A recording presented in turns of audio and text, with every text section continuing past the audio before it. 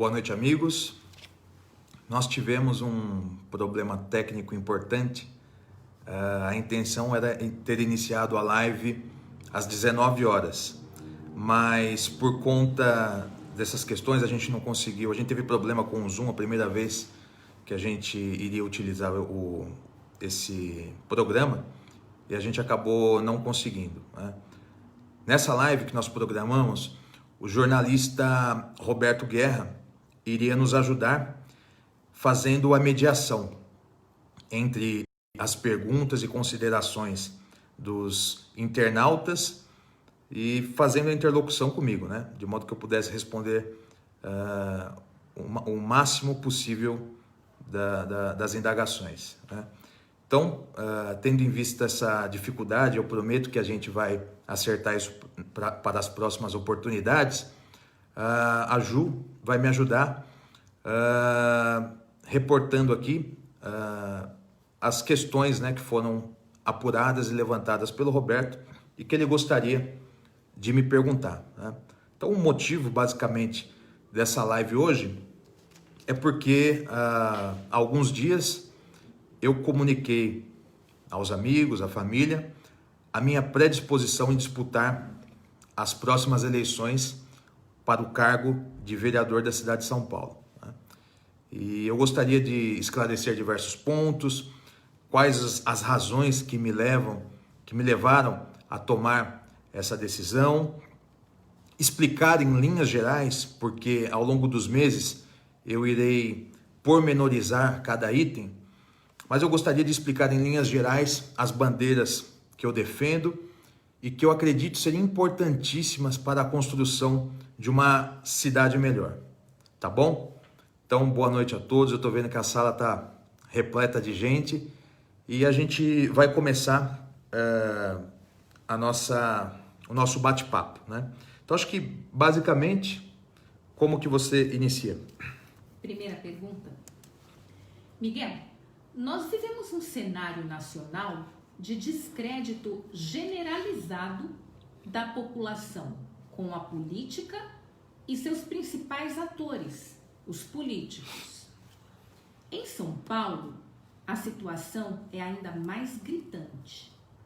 Pelo terceiro ano consecutivo, segundo pesquisa realizada pelo IBOPE, a Câmara Municipal de São Paulo foi apontada como a instituição menos confiável na capital. 2 de cada 10 paulistanos dizem que não confiam na Câmara Municipal. Tendo em vista esse cenário tão desfavorável, por que você decidiu se lançar como pré-candidato a vereador? Olha, eu respondo a pergunta, mas eu estou falando para todos e à medida que forem surgindo questionamentos, eu estou aqui para ouvi-los. Não dá para a gente elencar uma única razão pela qual eu me predisponho a enfrentar as urnas este ano, né? São várias, é uma trajetória que vem de longe. Então, dentro desse contexto, eu gostaria de esclarecer alguns pontos. O primeiro deles é que eu nasci em uma família politizada, né? Uma família onde o debate político sempre esteve presente. Eu me recordo de criança, de adolescente, meus pais falando sobre política. Eu sou sobrinho de um ex-vereador e deputado, né? Então, as questões sociais, econômicas, políticas, no contexto mais amplo que vocês imaginarem, sempre estiveram no nosso cardápio, né?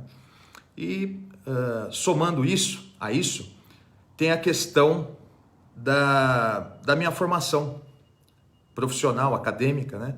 Que propiciou que eu traçasse um diagnóstico bastante amplo do nosso país. Então, eu tenho uma interpretação e uma visão de mundo baseada na minha experiência acadêmica, na minha formação profissional e tudo isso que ela permitiu, né? Eu conheço como a palma da minha mão a cidade de São Paulo e o estado de São Paulo, né? Eu gerenciei obras, contratos, fiscalizei muita coisa, desde o Pontal do Paranapanema até o Vale do Ribeira. Isso me permitiu conhecer as engrenagens da máquina pública, né? Porque eu fui servidor público concursado por 10 anos, também estive do outro lado do balcão, estou, né? Pois sou empresário da construção civil. Então, essa vivência permite que eu faça um diagnóstico bem amplo das necessidades do nosso estado, da nossa cidade, né? Então, são várias questões. Tem a questão da indignação, né, dos questionamentos que eu sempre fiz acerca das condições políticas, né? Por que as coisas são tão atravancadas? Por que as coisas não andam, né? Então, somando tudo isso e o momento político que o nosso país atravessa há tantos anos, né, com o descaso, como foi colocado na questão, a descrença das pessoas com a classe política e com os políticos, faz com que a gente tenha que sair da nossa zona de conforto para nos posicionarmos, né? O meu avô dizia que mais do que viver, é preciso conviver e participar. E eu tento fazer a minha parte da melhor maneira possível, sendo um cidadão atuante, participando da vida política, social, cultural da minha região. E essas basicamente são as razões que me levam a enfrentar as urnas. Só para complementar um outro ponto, é que na minha avaliação, os mandatos atualmente são muito desqualificados, né? E eu acho que a cidade precisa que os temas profundos sejam efetivamente enfrentados de maneira qualificada, né? Então tem muita coisa aí que não é levada em consideração. E eu gostaria de participar desse debate, e eu acredito que o mandato eletivo é a ferramenta que pode promover uma grande transformação. Muito bem. Uma segunda pergunta. Nós sabemos que a tua relação com a região de Guaianazes e com a Zona Leste, de modo geral, é muito próxima, muito estreita e até se confunde com a sua origem, com a origem e história da sua família, a família Gianetti. Eu queria que você contasse um pouco dessa história e nos dissesse o que a Zona Leste, Guaianazes em especial, representam para você. Bom, eu nasci e fui criado em Guaianazes, um bairro da periferia da cidade de São Paulo. E como eu disse, essa história vem de longe. O meu tataravô chegou na região vindo da Itália 1 ano antes da proclamação da República, né? E participou ativamente do desenvolvimento do bairro e da região. O negócio da família, naquela época, era a olaria, para fabricar os tijolinhos maciços de barro, que inclusive serviram para construir parte do viaduto do Chá e do prédio Martinelli, né? Minha bisavó foi uma das primeiras farmacêuticas do bairro, então nós temos uma relação profunda, está no meu DNA a preocupação e a luta com a Zona Leste. Quando eu falo de Guaianazes, imediatamente me vem à cabeça todas as adjacências, né? Eu me formei engenheiro em São Miguel Paulista, então tenho profundas relações com toda essa região. E essa região realmente merece respeito, é bastante carente. As periferias em geral, os problemas se assemelham, né? Então, a nossa vontade, a nossa determinação é para fazer a diferença nessas regiões, né? Eu gostaria de ingressar na vida pública para realmente deixar um legado e uma marca positiva na vida de tantas quantas pessoas forem possível, né? E eu acredito que participando da vida política nós conseguiremos alcançar esse objetivo. Miguel, nós sabemos que o país está absolutamente polarizado. Isso já vem de alguns anos e inicial em 2018. E particularmente agora, durante a pandemia, essa polarização tem se estendido também para as esferas estadual e municipal. Eu queria que você dissesse um pouco para a gente como é que você vê esse conflito, essa polarização e falasse um pouco de como você se define ideologicamente. Como é que você se posiciona no espectro político? Eu vou começar pelo final. Bom, eu me considero... eu considero que eu estou no campo democrático do diálogo. Considero que os meus pensamentos estão voltados para uma situação de centro. Porém, eu tenho fortes inclinações sociais, porque, como eu disse, a radiografia do Brasil mostra que nós estamos num país profundamente desigual. Isso está bastante evidenciado agora com essa questão da pandemia. A gente evidencia, constata, esses problemas afloram, né? Nós vivemos em um país onde metade da população não tem acesso ao esgoto tratado. Depois a gente vai tratar um pouquinho mais sobre isso. Então, eu considero que esse campo político do diálogo, do respeito, realmente representa a boa política, que é a política da conversa, da busca de convergências, do respeito ao antagonismo de pensamentos. Então eu me coloco nesse espectro político. E com relação à polarização tão acirrada que a gente constata no nosso país hoje, eu acredito que é tarefa de todos nós trabalharmos para esvaziar essa onda, porque ela não é benéfica para o país, né? É momento de buscarmos aí o diálogo. Agora eu tenho duas perguntas em Vamos uma. lá. A primeira parte desta pergunta é: por qual partido você será pré-candidato? MDB, Movimento Democrático Brasileiro. E eu queria que você explicasse por que o MDB. Bem, nós temos aí 33 partidos registrados no Superior Tribunal Eleitoral. Se você espremer e enxugar isso bastante, você vai constatar que 3, no máximo 4, possuem uma formação toldada em ideologia, possuem programa, possuem projeto, né? Então, diante desse contexto, eu considero que o MDB, o antigo PMDB, é um partido que sempre esteve presente nos momentos mais delicados do país, né? É o partido da luta contra a ditadura, é o partido das diretas já, é o partido da luta pela redemocratização, é o partido de Ulisses Guimarães, né? É o partido da ponte para o futuro, é um partido que está trabalhando desesperadamente para a oxigenação dos seus quadros. Então, diante desse contexto, eu acredito que eu tenho condições de contribuir para os programas desse partido, né? Então, é um partido estabelecido, que tem capilaridade no país e que eu acredito que, em caso de vitória, nos dará condições de exercer um mandato protagonista no enfrentamento desses temas que eu considero relevantes e que eu vou abrir para vocês.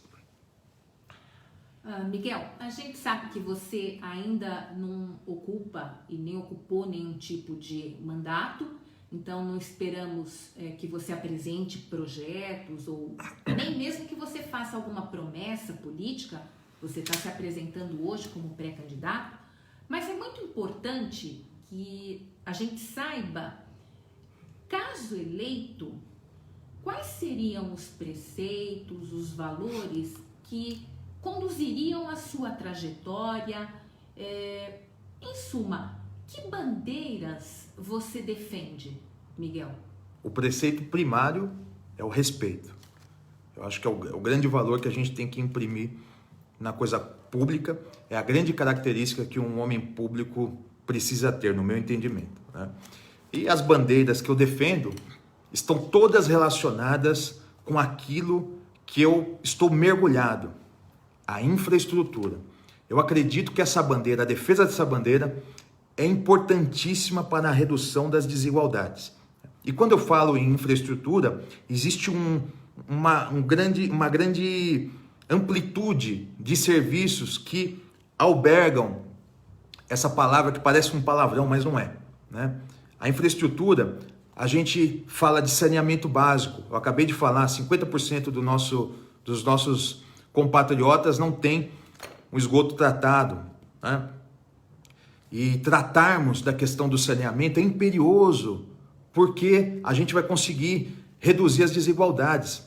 Veja você, uma criança de 0 a 2 anos, com o seu cérebro, o seu organismo em formação, vivendo sobre palafitas, inalando aquele odor atordoante, contraindo parasitas, bactérias, né? Sofrendo com viroses e diarreias importantes, ela certamente, e quem fala isso são estudos recentes,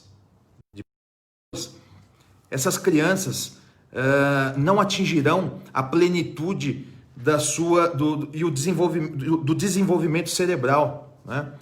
E ficarão com sequelas importantes para o resto da vida.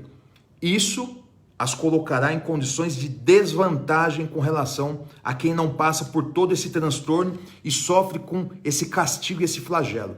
Então existe uma dívida histórica que precisa ser paga para com a população mais carente, né? A gente enfrentar essa questão de uma vez por todas, que é a questão do saneamento básico, a gente automaticamente vai contribuir para a melhoria da saúde, para a redução das desigualdades e para a geração de emprego, porque nós estamos falando indiretamente de obras de saneamento. E o setor da construção civil é um setor de resposta rápida, né? Quando a gente consegue implantar uma obra, a gente está viabilizando emprego, gerando renda, né? Esse setor, que coincidentemente é o setor que eu estou mergulhado, que é o setor da construção civil, ele já correspondeu há pouco tempo atrás, com 10% do PIB desse país. Para vocês terem ideia, dos 13 milhões de desempregados que nós temos hoje no Brasil, 2 milhões são trabalhadores oriundos da construção civil. Então, quando eu falo para vocês que a gente tem que enfrentar o saneamento, a gente vai estar enfrentando ao mesmo tempo a saúde, vamos gerar emprego e vamos combater a desigualdade. A outra bandeira que eu defendo é a política da habitação pública, a criação de unidades isoladas, habitacionais, para as famílias de baixa renda, porque com esse dispositivo a gente vai conseguir reduzir as áreas de ocupação de risco e colocar as pessoas em moradias dignas, que elas merecem, conforme está preconizado na Constituição Federal de 1988. Outro ponto importante, que também está vinculado diretamente com a infraestrutura, é a mobilidade urbana. A melhoria e ampliação dos modais de transporte é o que pode fazer com que as pessoas se desloquem melhor pela nossa cidade. Sem falar de outras questões, a questão do combate e do enfrentamento às enchentes. Guaianazes, a Vila Minerva fica debaixo d'água, com o cheirinho da água. Isso precisa ser enfrentado. A questão do asfalto, a questão da iluminação pública, que está diretamente ligada à segurança. Então, eu sou um defensor intransigente da infraestrutura. Essas bandeiras me comovem, mexem com a minha cabeça, porque eu tenho convicção que elas podem melhorar os indicadores e a qualidade de vida do paulistano e de todos os brasileiros. A próxima pergunta era justamente sobre isso, sobre saneamento básico, infraestrutura, porque quem te conhece sabe que são temas recorrentes em todas as suas falas. E a gente nem poderia esperar diferente, né? Afinal, você é engenheiro civil e lida bem de perto com essas realidades de falta de saneamento e da necessidade da implementação de infraestrutura. Você já disse tudo, ou você poderia aí fazer um resumo para a gente de por que você considera como fundamentais para o desenvolvimento estrutural e social de São Paulo o saneamento básico universal e desenvolvimento da infraestrutura? Bom, vou sintetizar, porque talvez eu tenha me alongado. Por favor. Né? Mas basicamente é isso. A infraestrutura é uma ferramenta de combate à desigualdade. Eu te expliquei o que nascer e crescer num ambiente tão insalubre quanto esse, por conta da falta de saneamento, causa ao organismo de quem está em formação e posteriormente a coloca em desvantagem para disputar uma vaga de emprego, uma vaga numa universidade pública, né? Então, eu estou absolutamente convicto disso. E uma grande inquietação que eu tenho é relacionada a por que os vereadores, os deputados, não enfrentam de maneira qualificada isso, né? Você tem aí, você pode pegar 10 vereadores que tiveram uma votação expressiva na Zona Leste de São Paulo, estou falando da minha região, mas eu enxergo a cidade como um todo. Sujeitos que tiveram 80% da votação na periferia extrema. Aí você vai analisar a produção legislativa, você vai ver que o indivíduo não apresentou leis relevantes, né?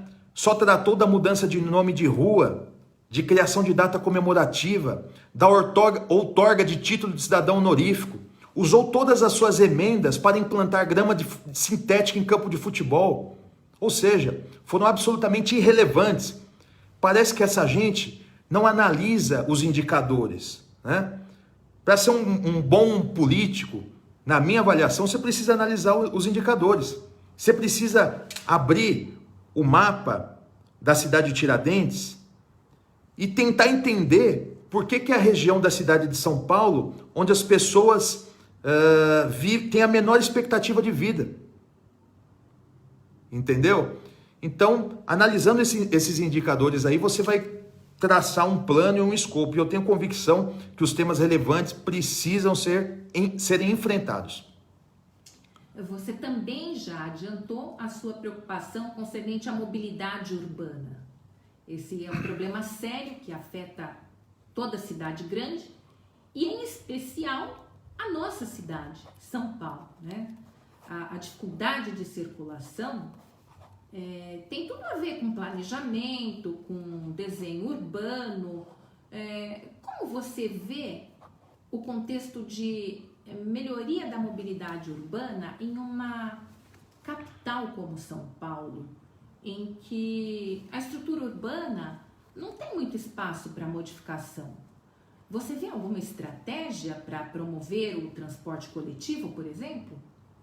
Olha, esse plano de mobilidade urbana precisa ser revisto pelos governos de tempos em tempos, porque a cidade não para de crescer, né? Então você buscar alternativas de modo a integrar todos os modais de transporte, o ônibus, o metrô, os trens, né, as vias, é a solução mais adequada, né? Então, eu pretendo, em caso de vitória, ser um defensor intransigente dessa bandeira, que é um dos segmentos relacionados à infraestrutura, né? No caso específico da cidade de São Paulo, um dos grandes desafios que eu tenho certeza que precisam serem enfrentados é a gente não permitir que sejam extintas as linhas que deslocam as pessoas dos rincões dos bairros para os centros, né? Guaianazes perdeu um monte de linha, o Itaim Paulista perdeu um monte de linha, São Miguel perdeu um monte de linha, sabe? Então, isso prejudicou muito o morador dos bolsões mais afastados das cidades. Então, toda e qualquer iniciativa visando a melhoria do transporte público, não vamos esquecer da acessibilidade também, que é um dos temas mais importantes e que são caríssimos para mim por conta da minha formação profissional, né? Então, todos esses temas relacionados à acessibilidade, à ampliação das linhas, à construção e o investimento em corredores de ônibus serão defendidos de maneira contundente se nós nos elegermos. E agora, Miguel, para fechar a nossa conversa, eu queria fazer um retrato do Miguel Gianetti pelo próprio Miguel Gianetti. Então, eu te pergunto, você responde. Perfeito, um ping-pong. Miguel, um ídolo. Um ídolo. Miguel Ângelo Gianetti, meu pai, E um ídolo para mim histórico, Thomas Edward Lawrence, o famoso Lawrence da Arábia, um sujeito que dizia: para alguns homens nada está escrito, a menos que eles escrevam. Uma referência na política. Uma referência na política. Nacional, JK, Juscelino Kubitschek de Oliveira. E internacional eu fico com Abraham Lincoln, presidente americano, 2 estadistas. Um valor que seja fundamental para você. Eu já dei a dica aqui, respeito. A maior lição que você aprendeu na sua carreira. A confiar em mim mesmo. Um defeito que você tenha. Teimosia. Uma frustração.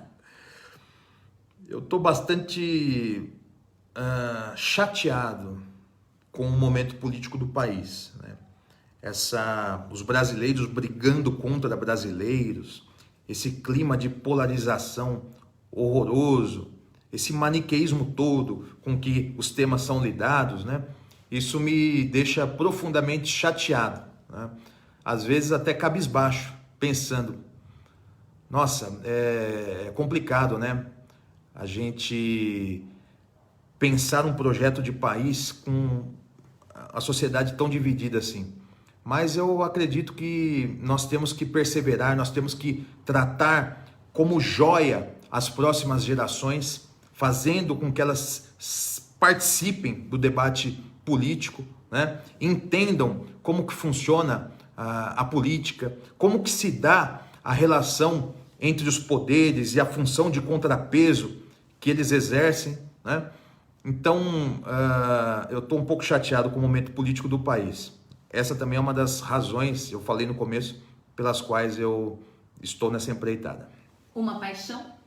São muitas, né? Família, a Ju, minha namorada, cinema, sou um cinéfilo assumido, gosto muito de pisar em novos lugares também, viajar.